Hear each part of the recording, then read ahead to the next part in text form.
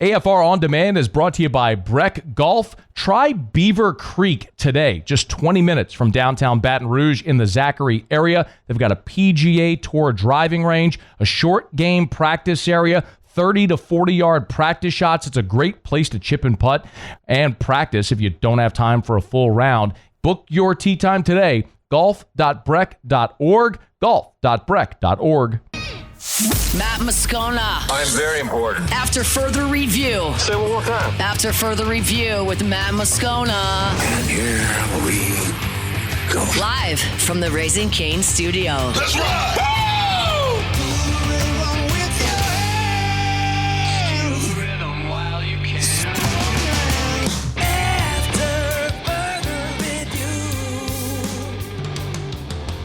Hour 3, off we go. Welcome aboard. Glad you're with us. It's AFR, presented by Don Juan Cigar Bar. Matt. Love you, Matt. Paul O'Neill. They're chanting Paul O'Neill's name. You so. And Mr. Toby Tom Play.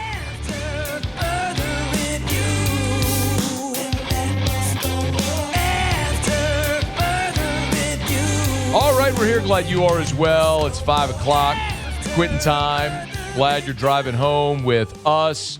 LSU and Georgia getting underway here momentarily. We'll keep you posted on that as we move throughout the 5 o'clock hour. Big one for the Tigers and the Bulldogs. Always appreciate when you visit with a Pro Football Hall of Famer. We get the chance to do that. Former Tiger great Alan Faneca jumping aboard with us for a few minutes. Alan, it's great to chat, man. How are you? Doing good. How's it going, man? It's going great, man. I'm glad to have you aboard. I know you're going to be one of the coaches at the Louisiana Lineman Camp. We'll talk about that in a second. But I saw a post from St. Paul's, welcoming the new offensive line coach, Alan Faneca. I'm thinking to myself, as a former high school offensive lineman getting coached by a Pro Football Hall of Famer, that's pretty stinking cool, man. How did that all come to pass? Let's see. So I've been coaching high school football a little bit since I've been retired up in Virginia. I was a head coach for a couple of years as well. We've been back for about 3 years now almost. My son is going to be a 10th grader next year at St. Paul's. So since we've moved back, I've just kind of followed his journey and coached along on his teams in junior high, and now we're in high school coaching. So that's kind of how my journey got there, but I've been really enjoying it. That's awesome, man. So like a chance at what's your son's name, by the way? Burton. So is there a chance we get to see Burton in the purple and gold? Like, is that a thing that he might want to do? That is a thing he might want to do. Okay, let's go. I mean, does he wear 66? You know what? That's kind of a back and forth. He likes to be his own person, but then he doesn't like seeing somebody else in 66. So I think he's going to change to 66 this year. It's also a badass number. Not gonna lie. So I mean, that's like regardless of if Dad wore it or not, like that's pretty solid choice, man. Hey, Alan, let's talk a little bit. We had Coach Pete Jenkins on earlier this week. We'll always love talking about line camp. But have you been involved in that in the past? You know what? Last year was my first. And you know, it's kind of a funny thing because so when I came in, my recruiting class at LSU, there was 5 or 6 of us, and everybody knew each other. And I was like, man, how do you guys already all know each other? And where'd they meet? They met at line camp. Love it. And so I used to joke at them, camps weren't that big back then, right? They're huge now. There's camps all over the place. But I was like, you guys went to camp to be linemen? Like, you didn't go to camp to, like, I don't know, go be a wide receiver or something else? So it was a running joke. So when I'm driving to lineman camp last year, I'm like, all right, I got to pick up the phone and tell the guys that I'm now heading to lineman camp. So, but it was great. It was great. It was a great experience. What would you say? Because I know, there's a lot of young athletes, and a lot of coaches that listen to this show as well. Is the benefit to getting your team signed up, or if you're a parent, getting your son over to line camp? You know what? I think there's so many camps that are out there, and I think some of them get a little watered down. The Louisiana Lineman Camp is not watered down at all. I mean, it is concentrate. You're going to get there. You're going to get work. You're going to get instruction, and it's not going to swamp you or overload you. We're going to start from the ground up and build you up by the time you go. And so much about lineman play is repetitive until those motions and those steps and those hand movements, everything you're going to do to play football just kind of becomes second nature, and you're just kind of doing them on your own. So you're going to get so much repetition, and that was one of the biggest things I was so impressed with as the amount of practice time in the 3 days that we get done. It's the equivalent. If you have a practice with a team in the summer, you might have 15, 20 minutes of individual period, maybe if you're lucky. And then the next thing you're off with the offense and you're going against the defense and you're done. But when you're at the line camp, it is 100% all individual periods. So you just really get to dive deep and everybody gets the reps and you get to take your time and coach it up. There's no rush of an impending team period that you've got to get the group ready for. So it's just really great. About a month away from Louisiana Line Camp. Get registered over at LouisianaLineCamp.com, LouisianaLineCamp.com. Alan Faneca is our guest. I mean, if you had a chance, I know you, in the few times that we get talking, you stay pretty plugged in to LSU and watch the teams. Have you had a chance to meet Lane Kiffin yet? I met him briefly. I did meet him briefly. I was impressed, and I'm excited that he is here and what he's going to bring. I think it's going to be good stuff. What do you think? One of the really interesting things, Alan, about the Tigers this year is on the line. I mean, obviously, a position that is there so much new, and that's a unit where 5 have to play as one. But really, I mean, you're returning Braylon Moore, but everything. I mean, Weston Davis, I guess, could end up winning that right tackle job, but you're going to have so much new with all these transfers. How quickly or realistic do you think it is for all that new to assimilate? Yeah, so that's always the big question when you get all these new guys on offensive line units. And I think the best way to attack it is you got to go maybe not outside of your comfort zone, but you kind of got to go beyond. If you've been with some guys for a year, 2 or 3, right? You don't have to have the conversations because you already know everything. You know everybody's answers. Well, you kind of got to have those conversations so you can know those answers. So you can know what your buddy's thinking next to you and how you're going to attack a 3 technique on an inside run play. That you just know, because when your hand's in the dirt and it's Tiger Stadium and there's 80,000 people scrambling, you don't have time to find out those answers. You got to know what your buddy's thinking. So you got to kind of speed up that process a little bit, have those conversations and get the work in. And it is possible. You just got to go in there and put the work. Did you have a year, Alan, that you can remember that comes to mind that was like that, where there was a lot of turnover on a line from one year to the next? I can remember we had a year up in Pittsburgh where we literally bounced guys around. I mean, in the middle of a game. I played maybe 12 games at left tackle. We were swinging guys inside and out. We had a lot of injuries, and we had a game up in Denver. I mean, we literally were when third down was coming on, we were not running receivers on and running backs off. We were running linemen onto the field. It was pretty insane. So yes, that year definitely sticks out to me, and it was difficult, and we were doing it in the middle of the season. Do you think for this Lane Kiffin team, do you think it's more about the talent that they have, because they seem to check that box, right? I mean like Seaton. I don't know if you have any thoughts on him, but that's a guy that's like projecting as a first rounder next year, and the right guard, Alu Ba, has been a 2-year starter at Maryland. Like, the guy, Braylon Moore, obviously was LSU's most consistent guy a year ago. So they check that box. But, can talent – I guess the way to ask it, Alan, is if you have the talent, can the talent overcome what you may lack in continuity while you build that? Oh, definitely. Definitely. It can. It makes things easier, right? It makes when the game's coming easier to you, you're going to be able to make those decisions easier. You're going to be able to play easier. You're not as stressed to get the job done because you're naturally going to get it done. You're a better athlete or a better player. It's going to cover up some things. Now, will it cover up some things? And if you still are not taking care of things, will it get exposed when you're going against better players? Sure, it will. But it definitely is a help to help speed these process up, help ease those transitions. And I got to think in today's college football, when guys are coming and going in the portal. You know, this isn't as new of a thing, right, to the college game, to these offensive lines. You know, they're kind of used to that, I would imagine, by now. Yeah. Alan Faneca is our guest, Pro Football Hall of Famer. Hey, before you go, I not long ago I had Stromile Swift on the show. I don't remember if Stromile played basketball at LSU. He was on a recruiting visit for the 97 Florida game, and he actually there's a photo of him, like, riding the goalposts coming down. What do you remember about being on the field during that madness?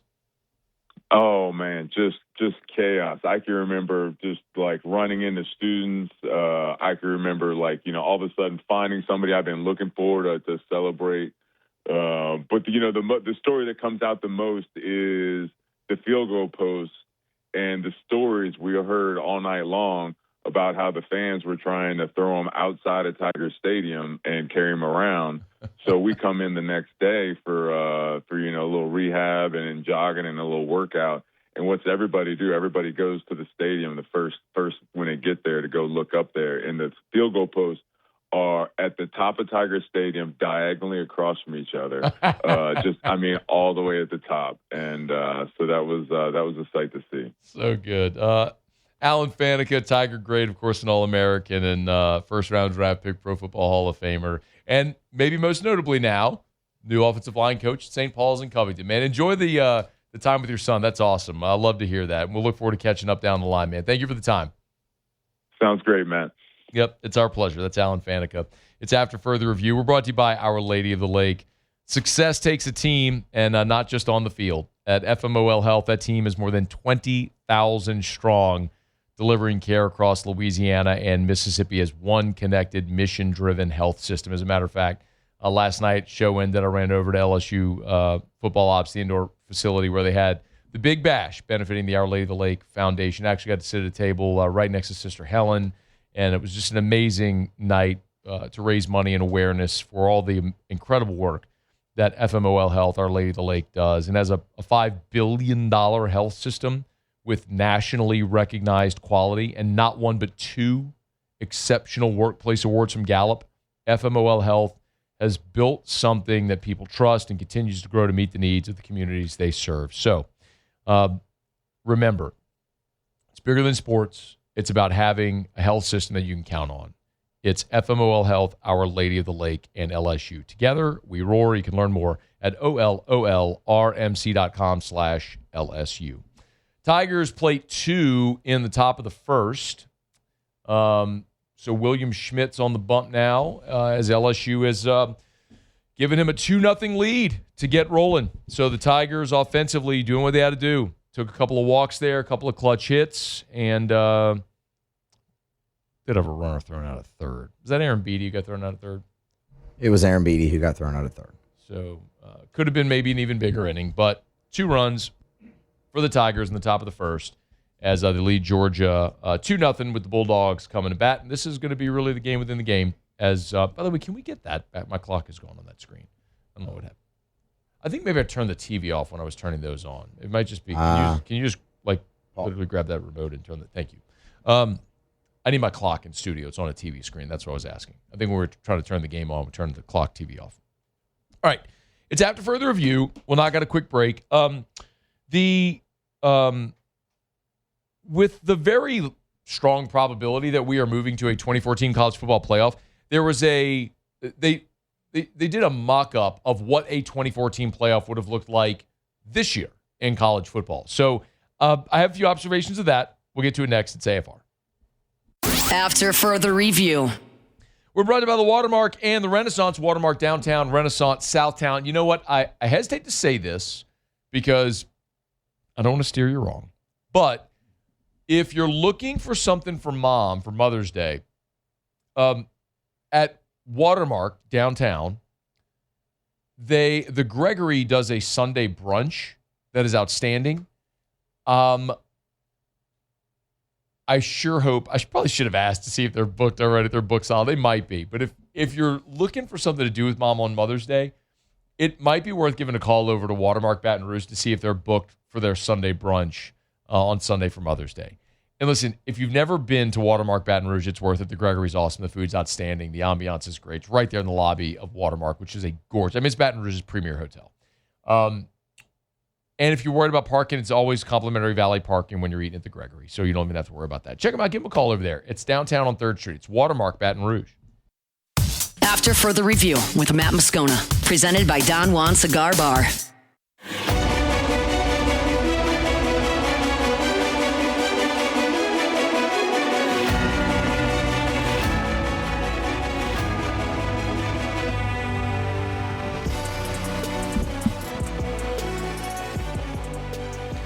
Tigers got 2 in the top of the first. Georgia's already responded with just a pimp job of a homer over the batter's side, straightaway center. Nothing cheap about that one. It's 2-1 LSU. Georgia's got man on with 1 out there on the bottom of the first. We'll keep you posted. So, big news earlier this week was that the American Football Coaches Association made their recommendation for college football to move to a 24-team playoff. By now, you know where I stand on that. I am very much pro 24-team playoff. I want a real playoff, a real system where it's played out on the field and we actually have games and teams are incentivized to schedule meaningful non-conference games instead of trying to artificially inflate their win-loss record so they can make a pared-down playoff. Let's see great games throughout the regular season and make a meaningful playoff with teams that deserve to be there. That's always been my point of view. I don't want to punish Texas at 9-3 because they went on the road and played Ohio State while we're rewarding 11-1 Indiana from 2024, who played an absolute trash pile of a schedule, but went 11-1, so they made the playoff. The one ranked team they played in the regular season was Ohio State, who kicked their head in.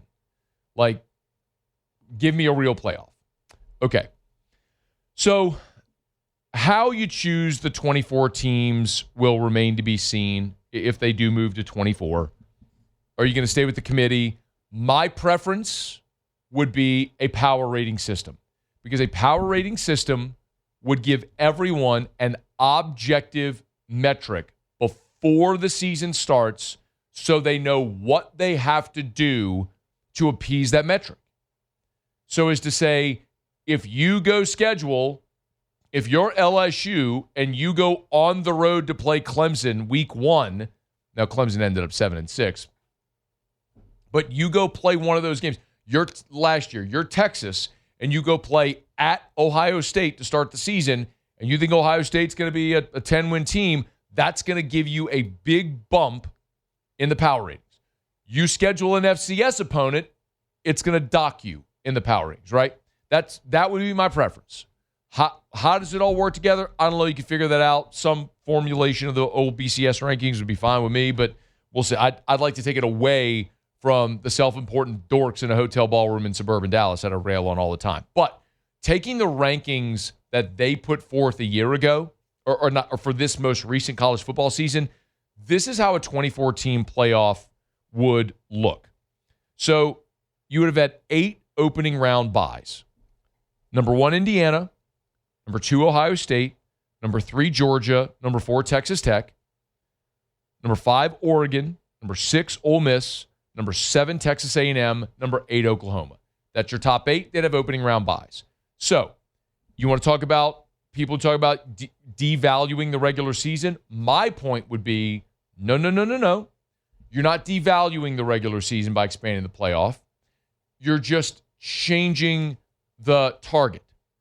Meaning, all right, well, now you have access, but how valuable is an opening round bye to not have to play the extra game, effectively to get a week off?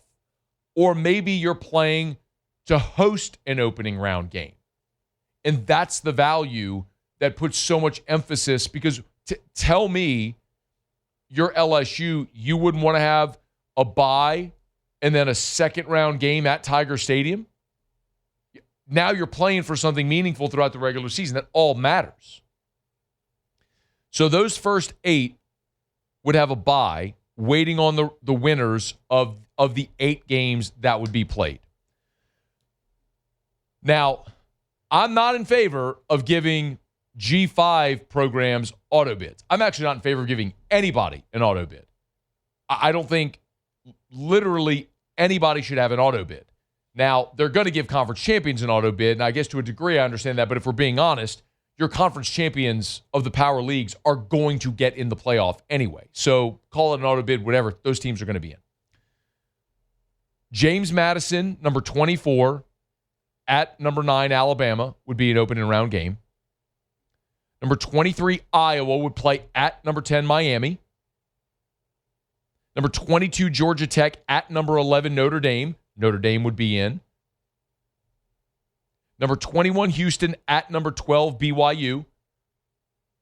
I saw Hunt complaining on Twitter earlier today about Houston playing in the Texas Bowl against LSU. They'd be in the playoff. I get it. I'm not in favor of G5s making the playoff. In this instance, Houston is now in the Big 12. So I'd love to see a power rating system, see how that would all play out. Tulane at Texas. Virginia at number 19, at number 14, Vanderbilt. So Vanderbilt would be in. And by the way, Virginia, remember, was 7-1 in the conference a year ago. Now, they threw up on themselves in the final week and cost themselves a shot to potentially go into the playoff as the ACC champion. It's what opened the door for Miami to get in. So I love the fact that you'd have an opportunity for access. And you say, well, don't throw up on yourself at the end. I'm with you. But I don't think that one game nullifies the entire body of the work of the season. But what it does, takes away your opportunity to buy, takes away your opportunity at a home game. Now, instead of having a bye or playing at home, now you're on the road at Vanderbilt. Week 1 is a 19 seed. Yeah, there's where the value of the regular season comes into play. The other two games will be Michigan at Utah. Yes, please.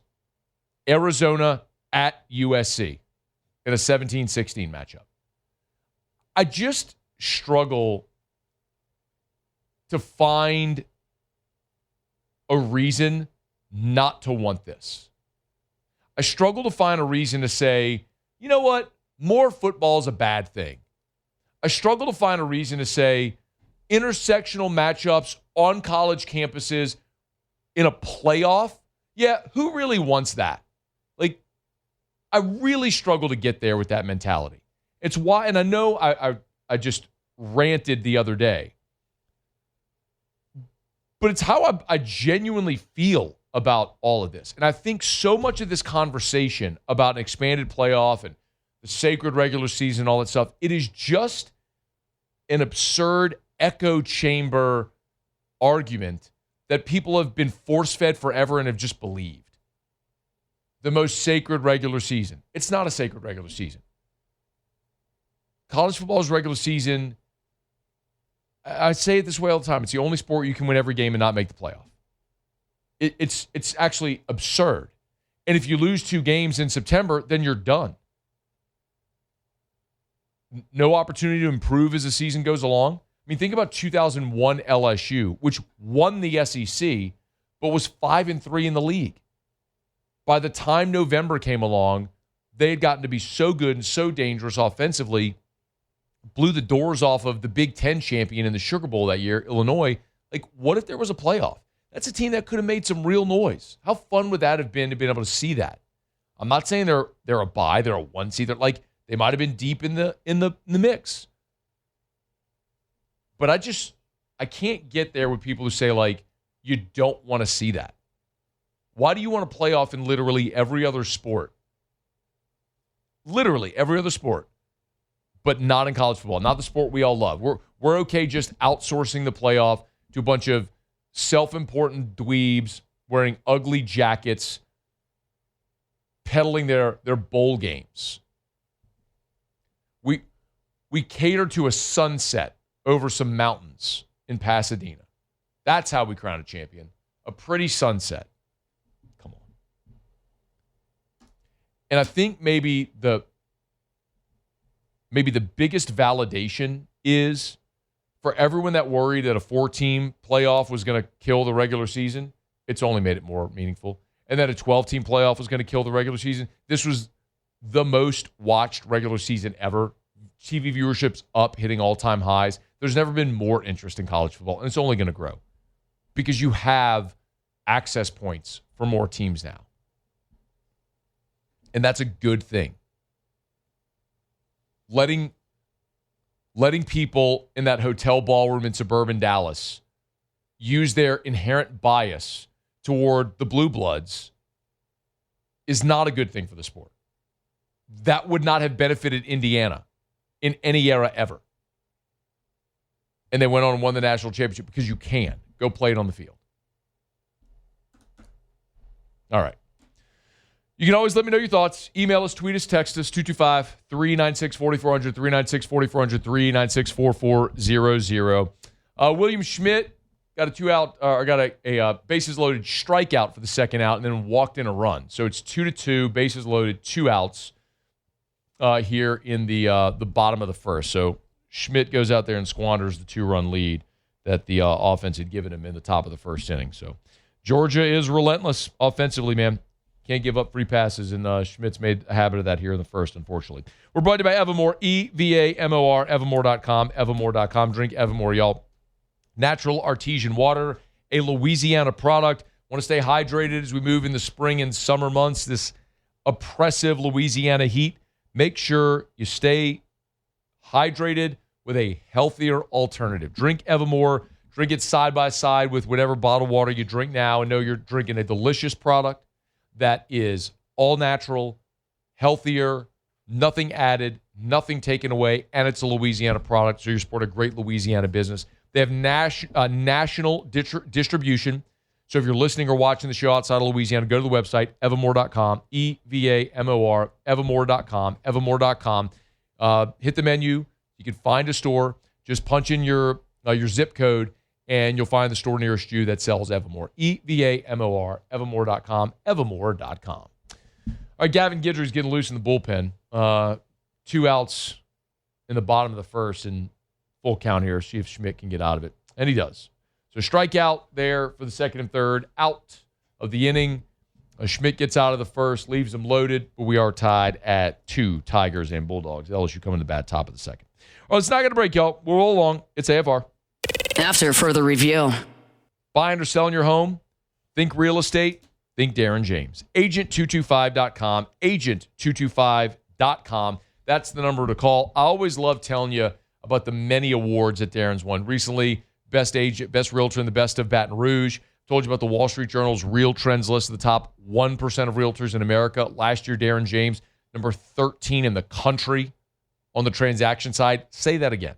1 million realtors in the United States of America. Darren James is number 13 in the country in the number of homes closed. You need to get to a closing table. You need to sell your home fast for the most amount of money. You need Darren James. Matter of fact, Darren guarantees it. He's got his guaranteed sale program. Need to sell your home? Sit down with Darren. You'll agree to a price and a deadline. If he doesn't sell your home at that price by that deadline, he'll have your home bought with cash or he'll sell it for free. Agent225.com. Agent225.com for Darren James. Think real estate. Think Darren James. After further review with Matt Moscona. Presented by Don Juan Cigar Bar.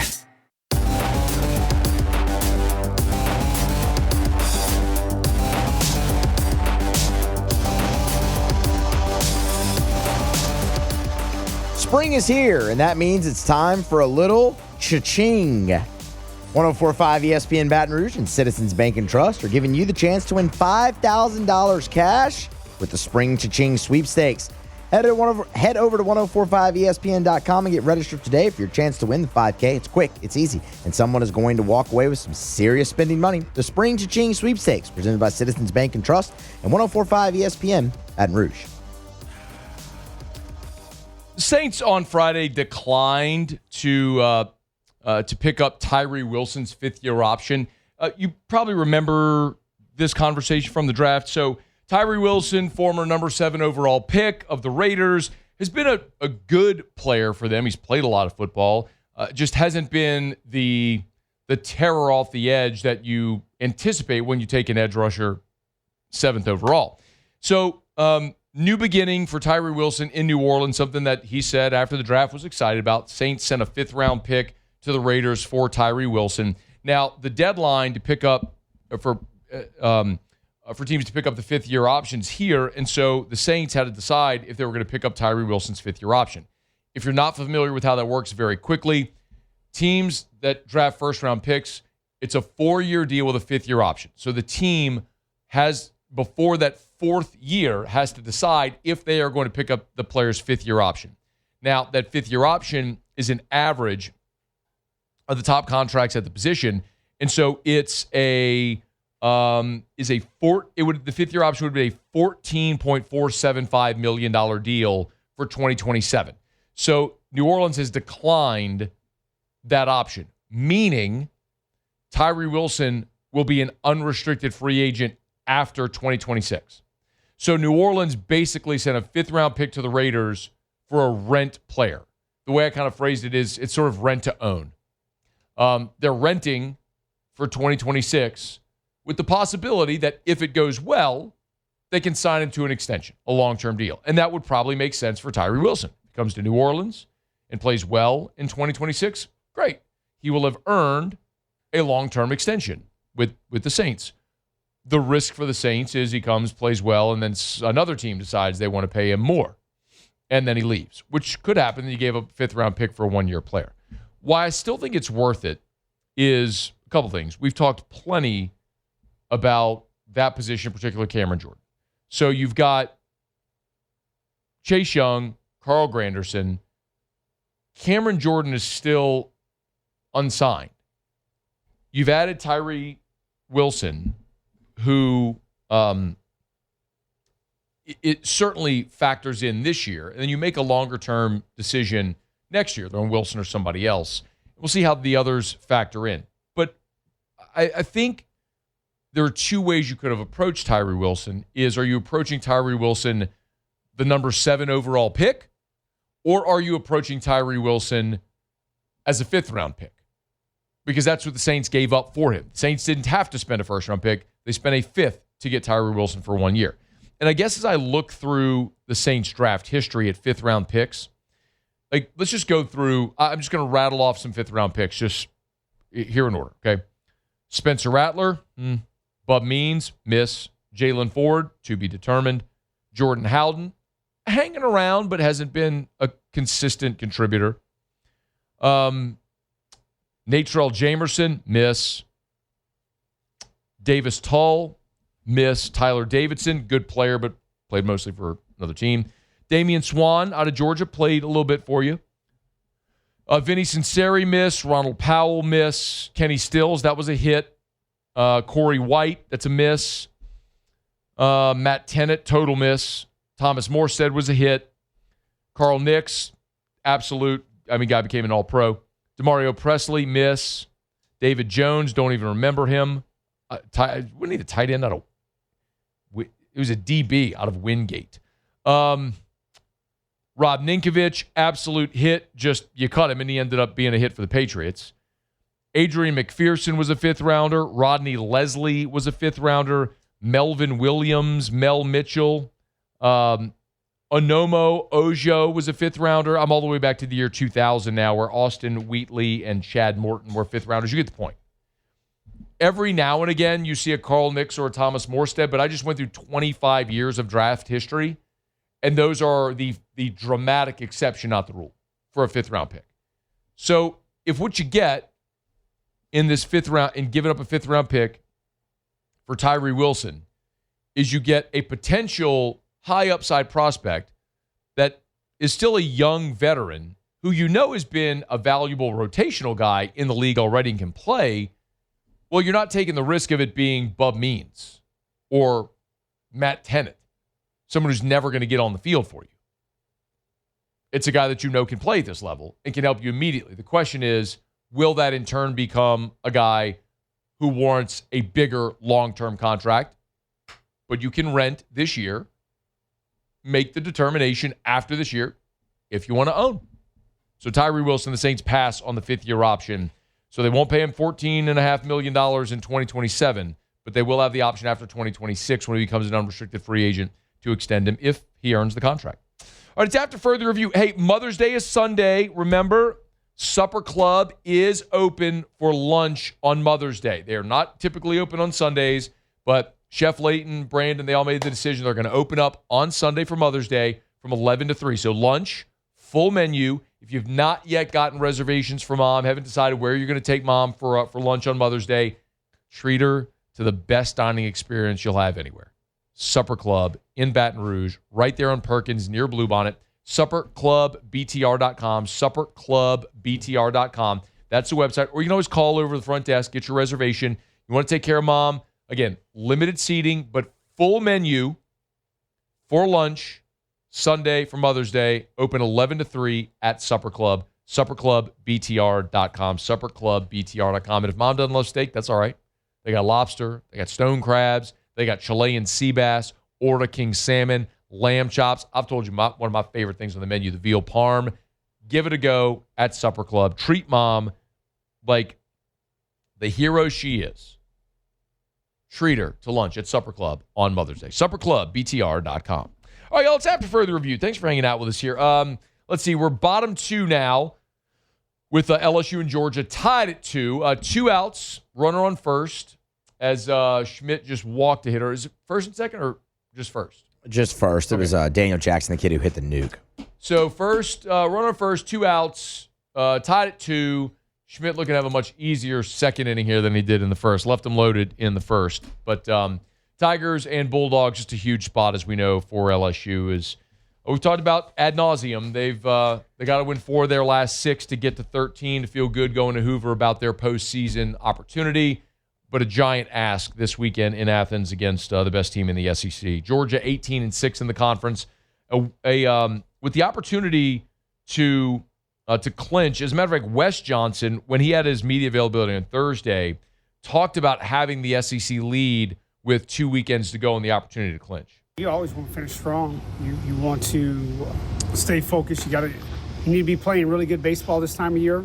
It doesn't always mean you're going to win just because the league's so tough, right? I mean, you can always run into a guy or have a hiccup here or there, or you look, I mean, there's been some games we've hit a lot of balls over 100 miles an hour and haven't scored. Mm-hmm. So you want to be playing good ball. Yeah, we're not going to talk about the race or the standings. I mean, that's, for everybody else. You get caught up looking at that stuff, then you lose focus on what's at hand, which is, Friday night right here.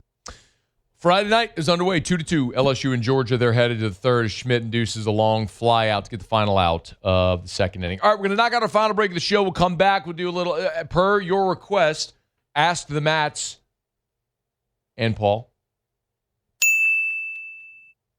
Are we going to throw Paul in there? Yeah, we have to throw Paul in there. He's part of the show. I think we should just do Ask Paul. Just Ask Paul? I kind of think we should do that too, actually. We better get a million questions because they're all going to be one-word answers. That's true. All right, time for Ask the Mats and Paul. Get your questions in. Email us, tweet us, text us, 225-396-4400, 396-4400, 396-4400. I have a question for you. How do I get rid of these stupid telemarketer calls that come in every 20 minutes all day long?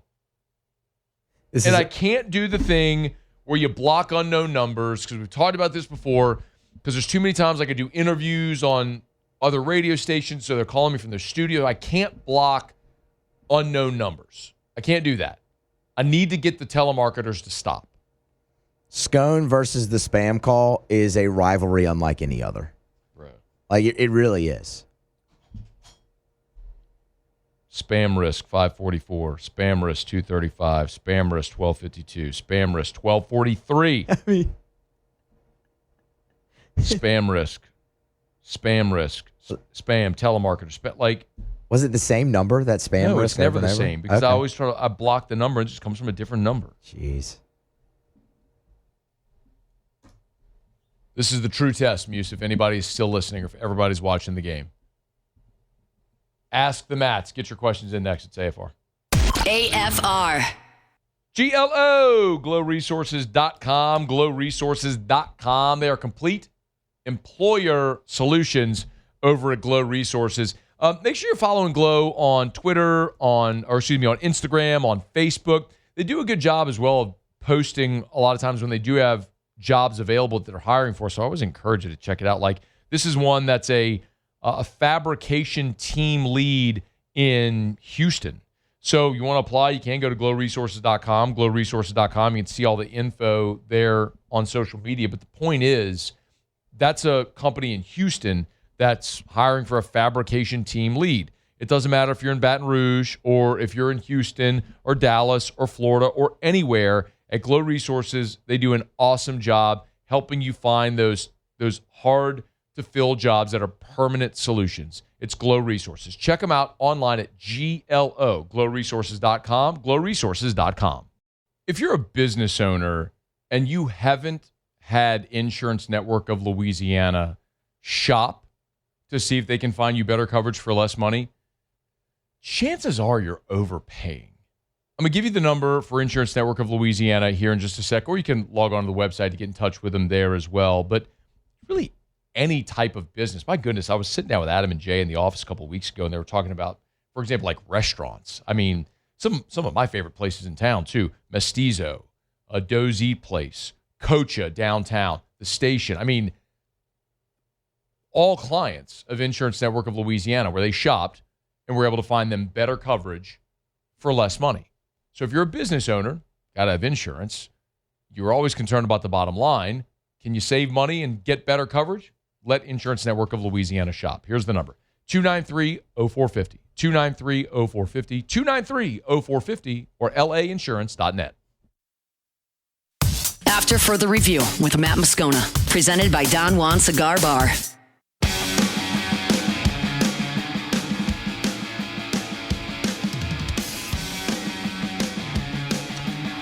Down the stretch we come. Final segment here on a Friday edition of AFR presented by Don Juan Cigar Bar. We asked the question if Omar Cerna was going to be in the lineup with the back issue. Got our answer. Cerna is in the lineup. I guess the back's just fine. He just homered to give LSU a 3-2 lead. So they're top three in Athens. Curiel at the plate. LSU put up a 2 spot in the top of the first. Georgia answered with 2 in the bottom. Schmidt left him loaded. Both teams went quietly in the second. Now top third, Omar Cerna. Homer to left center to give LSU a 3-2 lead as they regain it there. Tigers and Bulldogs at Foley Field in Athens. We'll keep you posted. All right, just about to get out of here. So remember, you can always email us, tweet us, text us, 225-396-4400, 396-4400, 396-4400. I will tell you, this is normally when we do Otter Locks. We'll do questions for the Matts and Paul, so get your questions in. I was listening to Live at Lunch earlier today, and Ace Seminara was on with the guys, and he gave a few picks. I'll run through these quickly if you're interested, because they're not up on the website. He liked the Braves. Shout out, Paul. The Braves are at the Dodgers, but the pitching matchup with Sale going for the Braves pretty heavily leans Braves in this one. So Braves at Dodgers, it's even money. And then he also liked a prop with Jacob Mizorowski over strikeouts tonight against the Yankees. He gave it at 8.5. DraftKings had it at 7.5. So an even better number. So if you want those plays, Ace Seminara on with Live at Lunch earlier today gave those 2 MLB plays. If you want a little action tonight, there you go. It's a good opportunity. All right, Curiel. It's going to be a little knock up the middle. Second baseman cut it off, but no time to make the throw. So Curiel, a 1-out single. Tigers rolling along here offensively. You love to see it. All right, ask the Matts and Paul. Don't forget Paul. Sean asked this one at the end of last hour, but I'll hold it over. Ask the Matts, who is the best James Bond? Sean Connery was really good. Obviously, he's the guy everybody associates. I liked Daniel Craig as James Bond, too. I thought he was pretty good. Paul, you have a favorite James Bond? I didn't really watch any of them, to be honest. Same. Couldn't really tell you who played James Bond. Well, I know Sean Connery, Pierce Brosnan was a James Bond. He was a good one. You mentioned, well, they're all good. I mean, you have to be a certain character type to play that. And let's just be real. I mean, if you're James Bond, you know, you're playing a really cool character and you do cool things, and so it's hard to be bad. It's like Batman. Was there a bad Batman? Michael Keaton, Val Kilmer, who's the other guy? Christian Bale. Christian Bale. A good Batman. They're all good. I mean, freaking Batman. You know, you're a superhero. Hard to be bad at it. If you get cast in that role, it's hard to be bad at it. So, I don't know if I got a favorite James Bond. I don't know that I've seen a James Bond movie start to finish. Ever? Oh, that's crazy. I mean, I've seen pieces of a lot of them. You know? I mean, if we're being honest, if you've seen one, you've seen them all. Right. I mean, it's the same movie. It's like, oh, it's on TV, and so you stop and watch it for 20 minutes here and there. But like, I don't ever remember going to a theater to watch a 007 movie, and I don't remember ever watching one start to finish. Did watch Austin Powers, which was loosely spoofed James Bond. Man.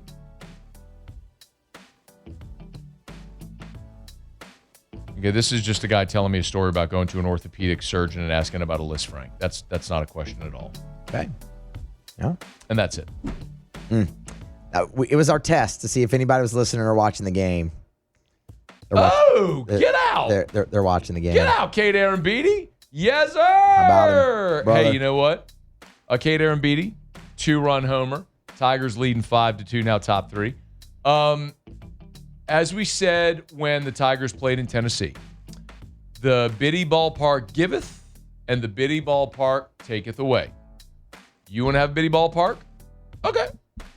I got it. But every team that comes to plays in your Biddy Ballpark gets hit at your same fence. It is 345 to left, so that's actually respectable. It's bigger than the box. And that was left center.